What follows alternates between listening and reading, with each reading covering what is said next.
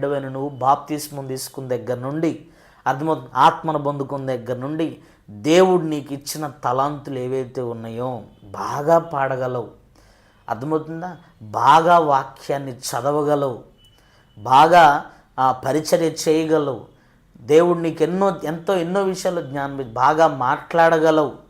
అర్థమవుతుంది. ఈరోజు ఆ మాటలు దేనికి ఉపయోగిస్తున్నావు? పోయి బడాయి మాటలు మాట్లాడి బతుకు తెరువు కోసం ఉపయోగించుకుంటున్నారు. కొంతమంది మాటలతో బ్రతుకుతారు. ఆ తలాంతు దేవుడిచ్చింది ఎందుకు? అర్థమవుతుందా? రేపొద్దున లెక్క చూస్తాడు యజమానుడు వచ్చి.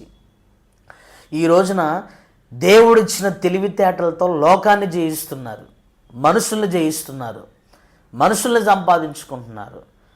ఆలోచించండి, అన్నిటినీ తెలివితేటలు. అందుకని కొంతమంది చూడండి, తెలివిగా యుక్తిగా చేస్తే ఏం తెలివి లేదు అంటారు.